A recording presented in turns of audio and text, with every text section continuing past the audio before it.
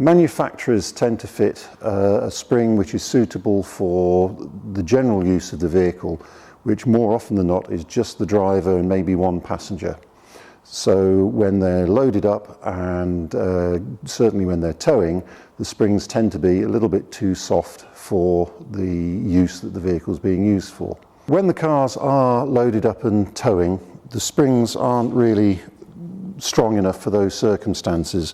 They will compress fully down and you will end up sitting on the bump stops of the car. And the consequence of this is poor ride quality for the people in the car. It can mean that the jockey wheel and the tow coupling are too low, so the jockey wheel will catch onto sleeping policemen, other bumps in the road. But also it unloads the front axle when the back end is pushed down so much, so you end up with very light steering and it gets a little bit twitchy, and the security of the drive, it isn't as good as it can be.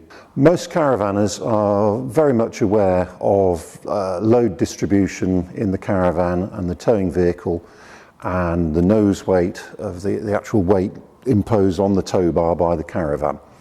But even under those circumstances where they've measured everything out correctly and going by the book, everything is fine, you still find the vehicles are sitting low at the back end, with all the inherent safety and comfort issues still involved. So with a typical family car spring like this one, when you are towing, it will close right up. You end up with far less travel left in the spring for comfort, so any bumps or irregularities in the road, you will hit the bump stops and feel the jolt in the road.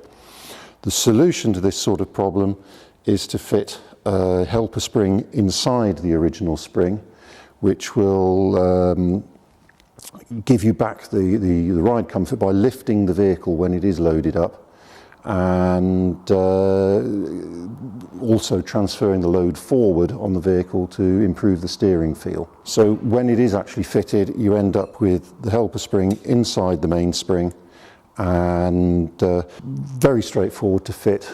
Most applications only take about an hour. But this will increase the ride height of the vehicle when the caravan's on the back, so you have lots more suspension travel over irregularities. So not only are these sort of solutions suitable for typical family cars towing caravans, but also for many other popular applications such as Volkswagen T4s, T5s and T6s.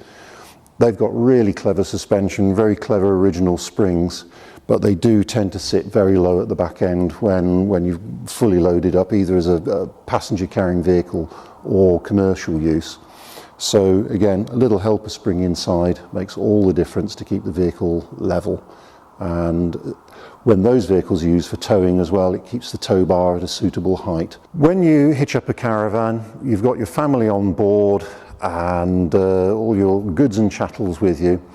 If the vehicle is sitting down at the back end, the safety really is compromised, because when you brake, if you have to brake hard, the caravan will further push the back of the vehicle down, unloading the front axle, which will really reduce braking efficiency at the front. And also the coupling on the caravan is designed to slide and operate the brakes when it's pretty much horizontal. So if it's pointing down too far, you introduce friction on the coupling, which reduces the braking effort on the trailer because it's having to overcome the friction. So the result of all of this is reduced braking capacity overall on the vehicle, and it is a real hazard for the safety of the combination. In addition, with the front end unloaded, is you get very light steering and everything becomes more twitchy. So if you do have problems with the vehicle in wind or passing lorries on the motorway, trying to keep that more stable is much more difficult if the front suspension is unloaded and the steering has gone light. It compromises the geometry of the suspension as well. So it's much more difficult to control. Whereas if the whole combination is level, you have much better steering feel and better stability overall.